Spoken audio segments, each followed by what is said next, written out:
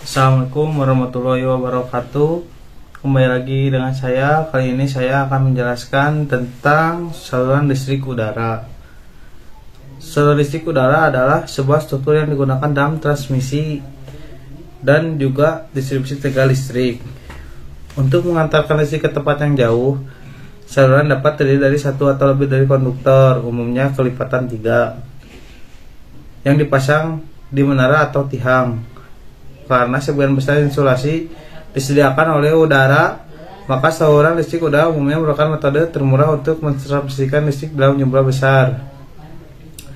Menara untuk mendukung saluran listrik dapat terbuat dari kayu, baja, aluminium, beton, dan tekanan juga plastik yang diperkuat.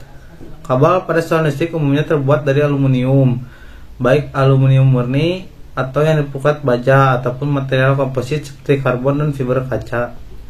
Walaupun kabel tembaga juga digunakan dalam saluran listrik tegangan menengah dan rendah, tujuan utama dalam perancangan saluran listrik adalah untuk menjaga jarak yang cukup antar kabel dengan tanah, sehingga dapat menghindarkan kabel dari kontak yang berbahaya, namun tetap tidak menyulitkan dalam perawatan, serta tahan terhadap petir, salju, gempa bumi, dan potensi perusak lainnya. Berdasarkan tegangan, saluran listrik udara dibedakan berdasarkan tegangan listrik yang dihantarkannya, yakni 1. Saluran udara tegangan rendah atau SUTR kurang dari 1000 volt digunakan untuk distribusi listrik antar pemukiman. 2. Saluran udara tegangan menengah atau SUTM antara 1000 volt atau 1 kV dan 69 kV digunakan untuk distribusi listrik antar kawasan. 3. Saluran udara tegangan tinggi atau SUTT antara 70 kV hingga 150 kV digunakan untuk mentransmisi listrik antar wilayah. 4. Saluran udara tegangan ekstra tinggi atau SUTET antara 275 kV hingga 800 kV digunakan untuk transmisi listrik jarak jauh.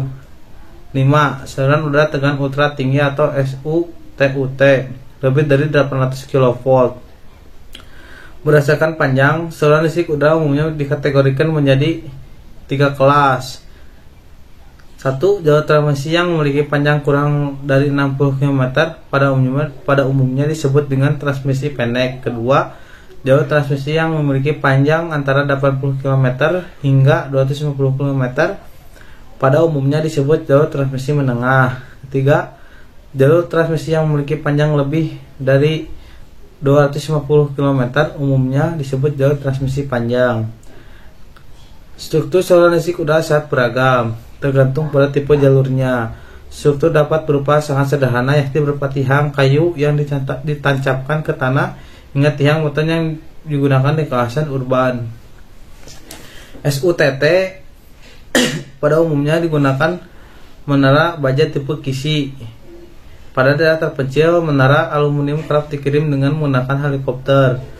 Begitu juga tiang beton. Ada juga tiang yang terbuat dari plastik yang diperkuat, namun jarang digunakan karena harganya yang mahal.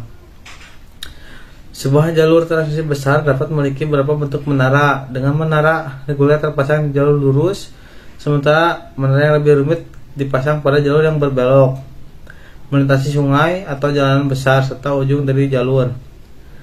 Menara yang lebih kuat juga dipasang pada jarak tertentu untuk menghindari robohnya keseluruhan menara